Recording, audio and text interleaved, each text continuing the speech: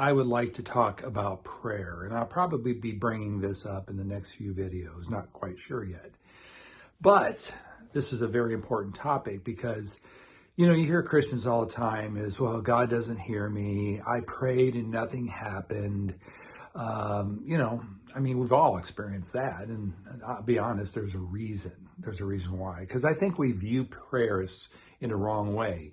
I think a lot of Christians view prayer, not only Christians, but non-Christians, anybody who believes in God, actually, and who prays, they beg God.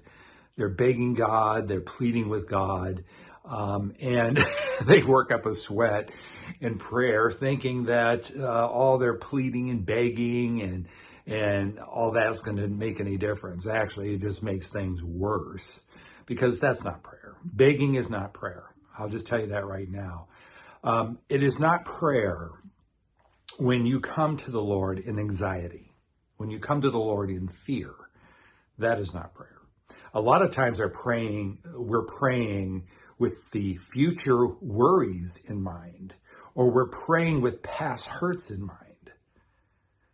We're not praying in the now moment. We're not praying now. And I like what the Apostle Paul said. He said, always rejoice. This is in 1 Thessalonians chapter 5. He said, always rejoice. Then he said, unceasingly pray. Then he said, in everything give thanks. So prayer, he put in the middle of rejoicing and giving thanks. So that begs me, and should beg you, to consider what really is prayer. I'm going to put it to you this way. Prayer is receiving. That's it. Prayer is receiving. You rejoice. You start out rejoicing in what God has promised. You rejoice in all that he's promised you and all that he has. He is your Father. He is the source of everything. And in that we need to rejoice.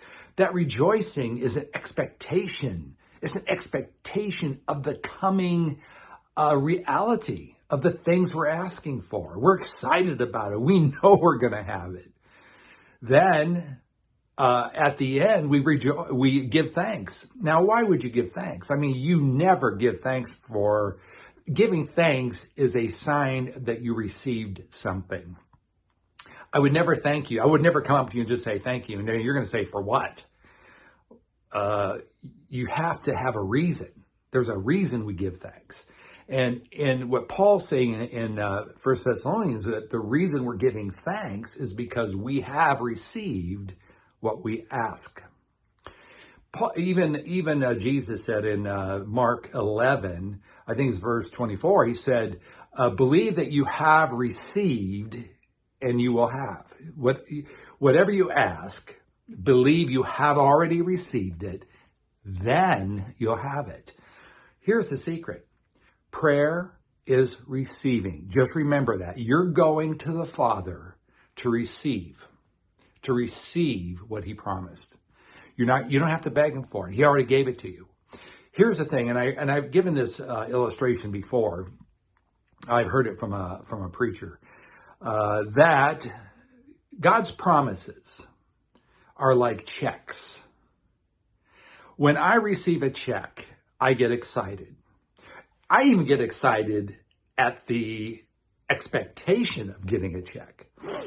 My wife and I recently received we got $15,000. We're using it to pay off some things. And so I applied for this, and I had every expectation. I was excited. We spent the money already. We had all spent already because we expected it.